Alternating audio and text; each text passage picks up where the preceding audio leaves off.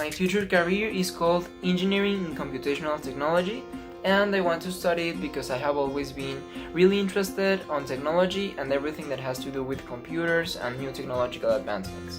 As well, I want to study it because through my life I have always been really impressed of how technology is advancing at a very accelerated rate, and as time passes, our smart devices can do even more and more things for us and facilitate more our lives. Integral calculus has several applications on my career. Some of them are hardware, which means mostly the energy on circuits, data management, and in this case, development of software. In this project, we will be talking about software compilers, and a software compiler is a program that is kind of a translator that helps engineers to transform a whole code made up of a specific language, such as Python, C++, Java, into another whole different language. This is the problem that was given. A compiler is a software that converts a specific language of code to another.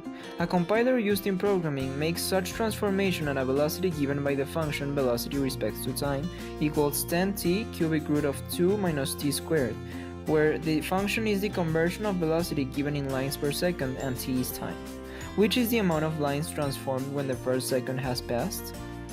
In order to solve my problem, I need to get the area below the curve, and to do this I need to first of all graph my function, and for this we will be using the application Desmos.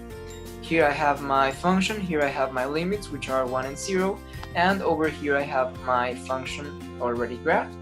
As we can see, the shaded part is the area that I'm caring of, which is between the intervals 0 and 1, and as we can see, the area is on the positive side, which means that I will not need to divide my integral by parts or to use a negative sign at the beginning of the integral.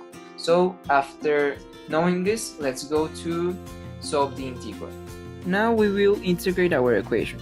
First of all, we need to get our u and our du. Our u is 2 minus 2 squared and our du is negative 2t dt. Now we need to balance our equation. In order to do this, we need to divide 10 divided by negative 5, and in the outside we need to multiply everything by negative 5. Then we just need to integrate normally, which means that we need to add 1 to our exponent, which in this case is 1/3, and after adding 1 we got 4/3. Then we needed to divide everything by 4/3, which got us to negative 15/4, and our final equation got like this, and at the end we just needed to add the constant. Now that we have our integrated formula, we can proceed to the final step. The final step is to evaluate both values in our integrated formula. Our first value was 1, and after substituting 1 in the formula, I got negative 3.75 plus c. When I did the same with the second value, which was 0, I got negative 9.44 plus c. Lastly, we only needed to add these numbers, which were negative 3.75 plus 9.44, and as we can see, the c's were cancelled. We were only left with 5.69, which means that our final result is 5.69 lines of code.